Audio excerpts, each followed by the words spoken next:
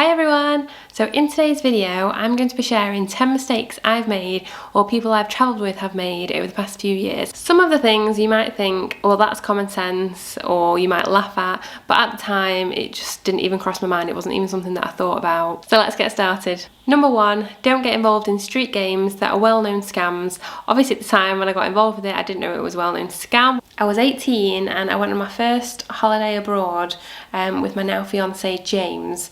We were like having a walk around the Eiffel Tower and there was this big crowd of people watching this guy do these games, and we stood around for ages with like in the crowd and people were winning. So basically they have a ball and they put it under a cup, so they have 3 cups and they move them around, and then people in the crowd are like winning quite a lot, and when you watch it looks so easy and you're like, yes, it's under that one, and every time you think it's under that one they pull it out and then he gives people money in the audience.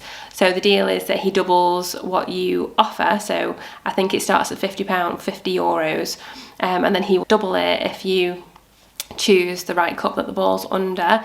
So we were like, yeah, we kept getting it right. So as naive 18-year-olds we thought, yeah, this sounds so easy, like we keep watching other people's games and they keep winning in the audience, so we'll have a go. So we betted €50, and as you can imagine we're watching and I don't have a clue what ball the cup's under. It seemed so easy when you were watching other people, and then when it came to us I'd lost it, like it was like a mind trick, and that was our €50 blown. So after that, after we'd come back from Paris, I'd started reading about these things online, well-known scam in Paris, and it is a well-known scam, the con artists. So apparently from when I've read up since, the people in the crowd that are always winning are part of the team, and it's like a confidence trick to make you think that you can win, so they do it easy that time and then they're giving money to the people that are part of their crowd and making it look easy, and then when it's your turn they also like egg you on in the crowd, like go on, it's dead easy, you can do it, and kind of build your self-esteem.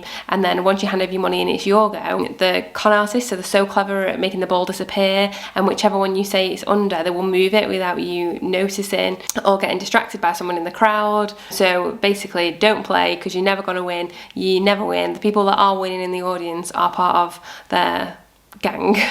So if you go into Paris, my tip would be, if you see crowds around a guy that's got 3 cups and a ball, just walk away, do not get involved, because it's impossible to win. So tip 2 kind of follows on from point 1, it's also in Paris. If you go to visit the Sacré-Cœur, I might be pronouncing that wrong, in Paris, it's basically a Roman Catholic church. There's like a lot of stairs leading up to it, it's very impressive, but there's also a well-known scam around there, so there's a lot of men that hang out, and what they'll try and do while you're walking past is tie a bracelet to your wrist and say it's a free gift, and then when you are kind of walking around there'll be other people there demanding money for the bracelet, saying that you've taken it. Even when I said no thank you, I'm not interested, they just say no, it's free, take it, which never take it, just keep your head down and walk on, because they only come back to you demanding payment. Just be polite and firm, just say no, thank you, walk on, don't get involved in conversation with them.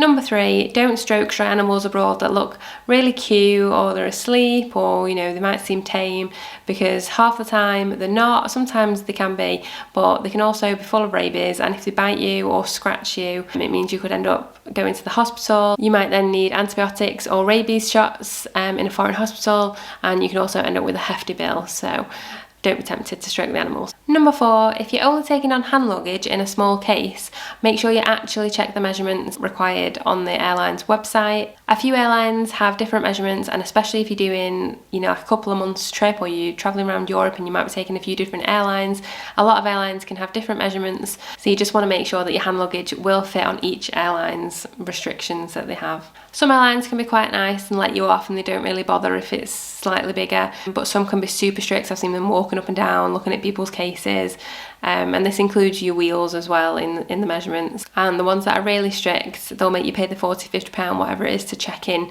normal size luggage of 15 to 20 kilograms when you've only got a small one. Also, a lot of places do sell hand luggage and claim it to be cabin size, but it's not always, so make sure you check.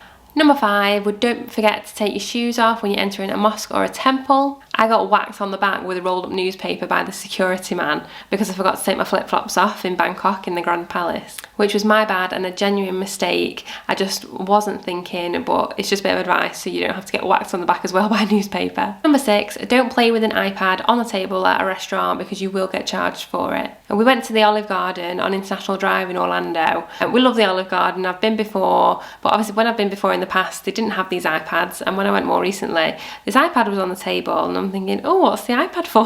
So I start playing with it. There's a few games on it while you're waiting for your meal to be brought over. There's no sign that says you will be charged if you play on it or what the charge is. We do love the Olive Garden and the food's so nice, but it's just a heads up, if you are going and you've got kids especially, obviously they'll want to play on the iPad, just know that you will get charged. It's not a massive amount, but it still adds up on top of your bill and then on top of tips and everything at the end. Number 7, don't take anything in your hand luggage going through security that's more than 100ml because it will be confiscated. This includes things like mascara and lip glosses, and if you spent a lot of money on it, it's so devastating for someone to just take it off you and you can't have it back. So if it is 100ml, just make sure you put it in one of the clear plastic bags, and if it's more than 100ml, make sure you pack it in your suitcase. Just check this thoroughly when you're packing. Tip number 8, don't tell the taxi driver that you've never been to the place before because they will take you the long way around and charge you extra. We went to Las Vegas in 2017 for the first time. A taxi driver was really nice, he's chatting away, we were telling him how it's our first time here and we're so excited. So for some reason the taxi ride took about 40 minutes when it should have been a 5-minute journey. I'd even read online about how close the airport is to the Strip in Vegas and how it's a cheap journey and should only take 5 to 10 minutes. But I got so caught up in the excitement of being there, just wasn't paying any attention to that. I was just amazed by all the lights and the buildings. So he obviously knew how to make his money. On the way back to the airport to get our flight to Los Angeles, it literally took 5 minutes and it was a fraction of the price. We couldn't believe it, but we won't make that mistake again. Number 9 is please don't ever ride elephants, and this one makes me so sad to talk about. It especially happens in Thailand, and baby elephants are illegally taken from their mothers and families at a young age. Whilst doing this, the mothers are often killed as well from trying to save the babies from being taken. The baby elephants are beaten until they obey their trainers. They make them do tricks and allow tourists to ride them. Most captive elephants die decades short of their normal lifespan. As more people have become more educated and aware of this, they now try and call them sanctuaries or rescue centres, but they're not. They're the same old places and they're not changed, they're not any better. Please do your research before visiting any of these places. Please think about the abuse that they go through before you want to ride one, or they look cute. If you saw the abuse happening to them, I'm pretty sure you wouldn't want to ride them then.